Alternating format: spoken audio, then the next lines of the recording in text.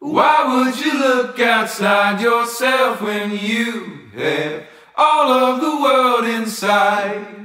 1, 2, 3, 4. Et salut à tous, je suis ravi de vous retrouver pour le gros projet de l'hiver dont je vous parlais depuis quelques semaines. Donc ça sera sur la thématique du ski de rando, vous l'aurez compris. C'est tout naturellement que je vous retrouve ici à Arèche. Alors derrière moi, au fond, le Planet et puis au-dessus, le Grand Mont.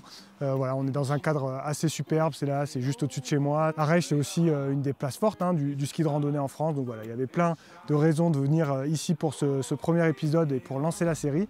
La série se poursuivra aussi sur ces pentes et puis après peut-être on ira voir d'autres horizons, mais en tout cas ça me tenait à cœur de commencer ici à Arèche, chez moi. Comme vous l'avez vu dans le titre, l'objectif de cette série qui se déroulera en 4 épisodes, c'est de vous amener un petit peu avec moi dans ma première saison de ski de rando, ma vraie première saison de ski de rando. Essayer de donner quelques clés pour comprendre un peu comment se mettre au ski de rando. En fait c'est un peu mon cas, c'est-à-dire que je suis sportif, je suis trailer pour ceux qui me connaissent, mais c'est vrai que j'avais jamais vraiment fait cette pratique avant cet hiver. Je trouvais que ça pouvait être intéressant, d'autant que c'est une pratique évidemment qui est en plein essor depuis quelques années, et forcément cette année avec l'arrêt des stations, la fermeture des stations, ça prend une ampleur encore plus importante. Du coup, j'ai imaginé une série en 4 épisodes pour essayer de traiter un petit peu tous les sujets qu'on peut se poser quand on veut se mettre au ski de rando.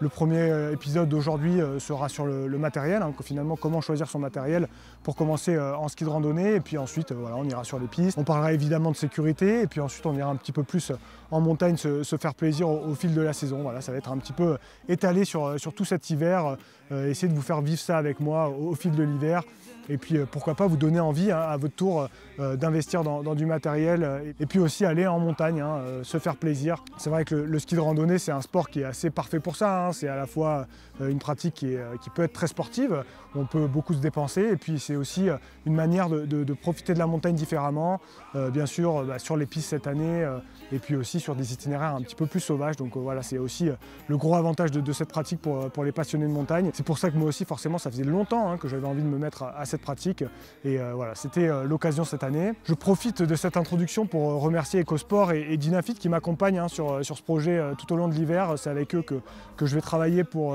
vous proposer ces vidéos, et puis différents types de contenus que vous retrouverez sur mes réseaux sociaux, et puis sur les réseaux aussi d'EcoSport. Donc je vous invite d'ores et déjà à aller les suivre. Pour ce premier épisode, on va se rendre chez EcoSport, pas loin de Chambéry, pour discuter un petit peu de matériel. Évidemment, avant de commencer à aller skier, il faut du matériel, des skis, des fixations, des chaussures, tout ça. On va aller chez eux pour voir un petit peu comment on peut choisir, quelles sont les erreurs à ne pas commettre, toutes ces questions que vous pouvez vous poser si vous n'êtes pas forcément un spécialiste.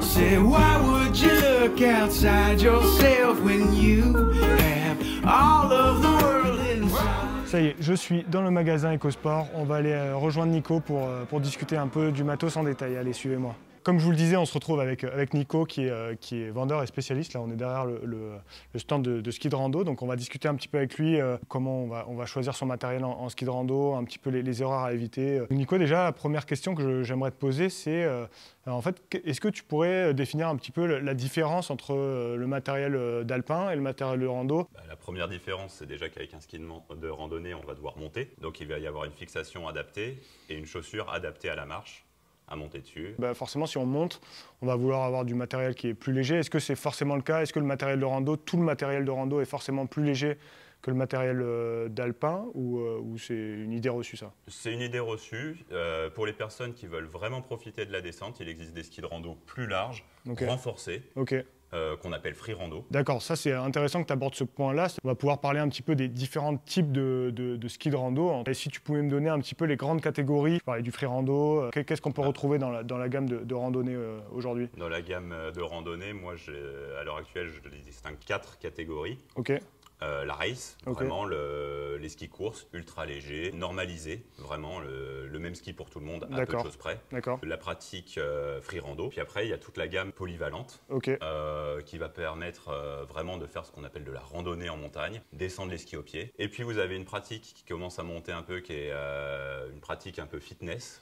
Des gens qui veulent s'entretenir en montagne, donc qui vont privilégier à la fois le poids, mais en même temps une certaine sécurité sur le ski en étant un petit peu plus large qu'un race, mais pas forcément aussi large qu'un ski polyvalent ou free rando. Typiquement, quand on commence le ski de rando, on va déjà regarder un petit peu qu'est-ce qu'on a envie de faire comme pratique. Toute cette gamme du milieu polyvalente, ça peut être vraiment intéressante pour commencer à acheter du matériel. Exactement, c'est vraiment, si on ne sait pas vraiment sur quelle pratique s'orienter, du polyvalent ne sera pas limitant, ça ne sera pas optimal, mais pas limitant. Maintenant qu'on a un petit peu posé le cadre, Nico, est-ce que tu peux nous expliquer un petit peu déjà comment on va vraiment choisir son matériel, quels sont les grands critères à prendre en compte? Déjà, est-ce qu'on peut faire le listing un petit peu de tout ce qu'il faut pour partir en randonnée? Alors la base, c'est donc les skis, fixation, chaussures, peau, matériel de sécurité, donc pelle, sonde, DVA.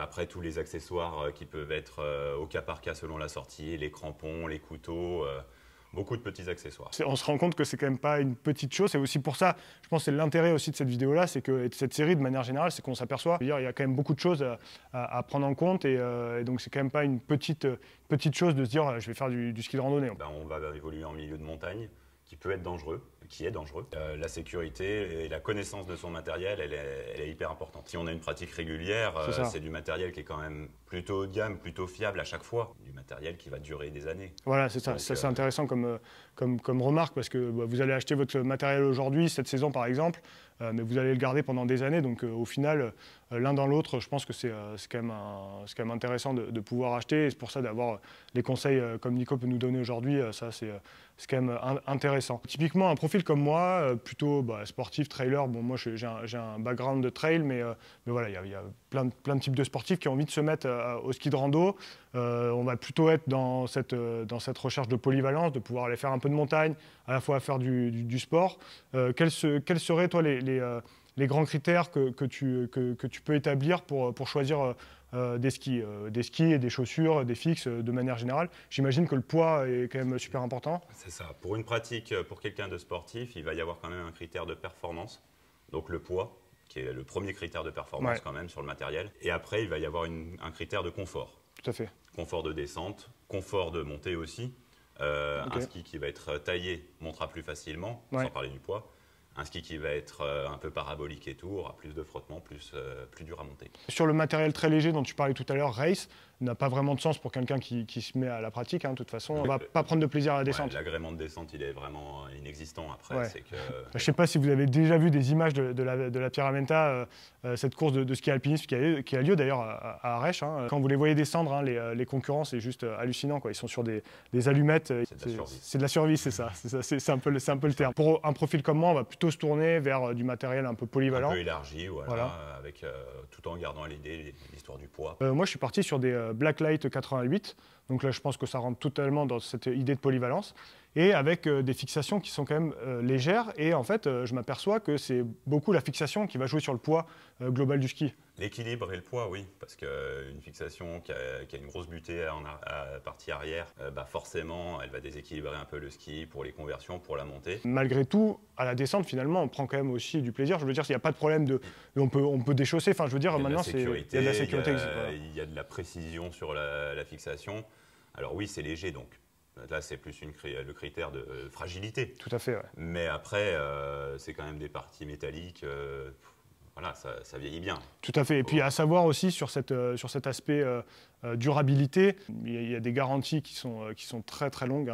Même garantie à vie. Voilà, maintenant c'est même garantie à vie. La fixation. Tout à fait. Donc on prend en compte une dizaine d'années, ce qui est quand même énorme. C'est Dynafit qui a inventé le système Lotec. Ils sont propriétaires des brevets sur les inserts et tout ça. C'est un système qui marche. Et si les autres marques ont suivi, c'est que le système est fiable. Est-ce qu'il y a des grandes erreurs à éviter? Ne pas faire de concession sur la chaussure, pour moi. Ok. C'est que c'est le premier critère de confort et pour pouvoir sortir et pour pouvoir durer en ski de rando. Ça, c'est super intéressant que tu parles de la chaussure parce que c'est vrai que depuis tout à l'heure, moi, je suis un peu sur le ski, focalisé sur le ski, et c'est vrai que c'est beaucoup ce qu'on voit. C'est ce qu'on voit sur les photos, le ski. Ouais, exactement. Et en fait, le critère le plus important, c'est la chaussure. Donc, même à la limite, s'il y avait vraiment un investissement à faire, ce serait plutôt la chaussure plutôt que le ski, quoi. La chaussure, essayer la chaussure, la personnaliser en magasin s'il faut, thermoformer les chaussons, faire des semelles. Il y a vraiment beaucoup de boulot à faire sur une chaussure pour au final avoir une chaussure dans laquelle on est bien et dans laquelle on peut durer.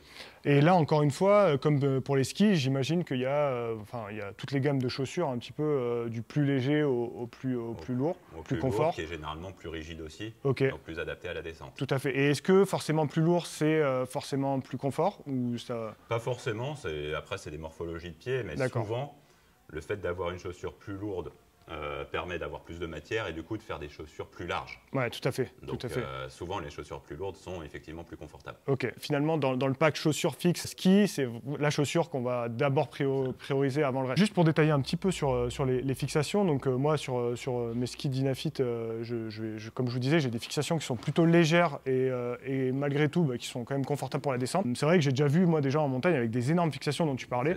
Donc il y a quand même, on va dire, 2 grands types ou plus que ça encore? Je dirais 3 grands types. 3 grands types. Là, vraiment, la fixation course ultra légère, avec une sécurité limitée. C'est pas ce qu'il faut, c'est pas ça qu'il faut viser. C'est très léger, donc c'est très intéressant, mais voilà, en termes de sécurité. Il y a un petit risque, quoi. Après, il y a toute la gamme des fixations polyvalentes, plus ou moins légères, où là, on va pouvoir régler les tensions de ressort pour, en fonction du poids de la personne, adapter vraiment la sécurité. Ensuite, il y a les fixations free rando, donc un petit peu plus lourdes, où là, on va aussi avoir des sécurités très élevées et en même temps de la précision pour la descente, vraiment, pour les gens qui veulent... Donc voilà, encore une fois, on est un peu sur ces 3 gammes. Ensuite, du coup, maintenant qu'on a parlé un petit peu avec quoi on va monter, avec quoi on va descendre, il y a quand même le matériel de sécurité qui est super important. Tu parlais en introduction qu'on est quand même dans des environnements montagneux dangereux. Donc forcément, tu disais DVA, pelle, sonde. Voilà. C'est un peu le triptyque à avoir essentiel. Sachant qu'il y a aussi la base, c'est d'organiser sa sortie, c'est-à-dire regarder la météo, connaître l'itinéraire. Ça, c'est vraiment, même avant de penser à préparer son sac à dos. Déjà, avoir le matériel, ça fait pas tout parce que encore l'avoir c'est bien, savoir s'en servir c'est mieux. Donc là c'est encore une autre histoire et on en parlera dans les épisodes futurs avec notamment François Hiver, guide de haute montagne qui est basé à Beaufort, avec qui on va discuter un peu plus longuement de la question. C'est vrai que ça c'est super intéressant ce que tu dis là, c'est qu'avant de partir en montagne, déjà on regarde un peu les conditions, le BRA, toutes ces choses-là, savoir où on part, le degré de pente. Toutes ces choses-là, c'est super important. Maintenant, une fois qu'on a fait ça, c'est vrai que c'est juste indispensable de partir avec du matériel de sécurité et le triptyque dont on parlait. Pour nous et pour les autres, pour être retrouvés, mais pour pouvoir retrouver d'autres personnes ensevelies, pas forcément notre groupe. Effectivement. C'est de la solidarité montagnarde après. Qu'est-ce que tu penses, toi, du sac airbag? C'est un gros investissement. Est-ce que c'est forcément essentiel? Et pas essentiel. Par contre, c'est une sécurité supplémentaire et on ne peut pas aller contre des sécurités supplémentaires. Ça permet d'augmenter la sécurité de chaque personne. Donc en termes de sécurité, évidemment, le matériel en cas d'avalanche, pour être retrouvé et pour retrouver les autres, mais aussi ces accessoires, le casque essentiel, forcément, avoir peut-être un sac aussi adapté pour... Le sac adapté pour pouvoir mettre le matos de sécurité et y accéder facilement. Le sac ABS et puis tout le matériel d'alpinisme qu'on peut avoir, les crampons, les couteaux, les piolets, à voir en fonction de la course qu'on veut faire pour les mettre dans le sac. Du coup, on a parlé des skis, des fixes, des chaussures. Il y a également les peaux qui sont super importantes. Moi, j'ai un petit peu commencé déjà à skier. C'est vrai que je m'aperçois aussi que on parlait de la largeur du ski. Avoir un ski un peu plus large, pas forcément très fin, ça aide aussi à la montée, à la traction quand même. Et puis après, il y a aussi différents types de peaux qui vont avoir plus ou moins de traction. Est-ce que tu... glisse, plus ou moins de traction. La glisse, c'est un élément ultra important. Ça va permettre aussi de s'économiser à la montée, de vraiment moins forcer. Par contre, avoir une peau qui accroche, en termes de sécurité, c'est bien. Il existe des peaux haut de gamme qui ont des bonnes glisses et des très bonnes accroches. La durabilité d'une peau en général, toi, tu t'estimes à ça à combien de temps généralement? Ça dépend de la qualité de la peau, bien sûr. On va être sur des dénivelés différents en fonction qu'on a du mohair ou du nylon. Une peau mohair, on va quand même pouvoir faire plus de 100 000 mètres avec. Donc ça va, il y a de la marge. Il y a de la durée de vie. À part si on s'appelle Kylian Jornet ou François Lahaine, ça va, il y a de la marge quand même. Donc c'est quand même aussi. Et puis finalement, c'est pas ce qui coûte le plus cher dans l'investissement de départ. Ça coûte pas le plus cher. Par contre, c'est hyper important parce que pareil, une peau qui accroche pas sur le ski, donc qui colle plus, on est coincé. Tout à fait. Une peau qui est usée, qui est trouée, qui n'a plus d'accroche, pareil, on peut plus monter. Donc c'est un élément de sécurité aussi, il faut l'entretenir. C'est pas un petit investissement, même si c'est dans les trucs les moins chers du ski de rando. C'est hyper important. Le magasin est en train d'ouvrir, donc on va vous laisser et on va retourner maintenant qu'on a le matériel, qu'on a tous les bons conseils pour choisir son matériel, on va aller sur les pistes et en montagne pour profiter de tout ça. J'espère que vous avez pu avoir quelques bons conseils si vous voulez acheter du ski de rando de manière générale. Moi je vous conseille, de toute façon je pense que c'est un peu le message que tu peux passer aussi, de venir voir en magasin des spécialistes. Venez voir dans les magasins, oui, parce que pour l'essai du matos, notamment au niveau du footwear, des chaussures, et le choix des tailles de ski, des modèles en fonction de votre pratique, c'est hyper important. Le matériel, c'est quand même super important, pas faire de concessions là-dessus. C'est la sécurité, c'est le confort, c'est le plaisir de manière générale dans cette pratique. Du matériel qu'on va investir pour pas mal d'années, donc ne pas lésiner sur les moyens là-dessus. Et puis en tout cas, merci beaucoup Nico pour ton accueil ici chez EcoSport et puis pour tous tes conseils. Et puis on se retrouvera peut-être sur les pistes très bientôt. Peut-être sur les pistes ou en dehors du coup. Ou en dehors, effectivement.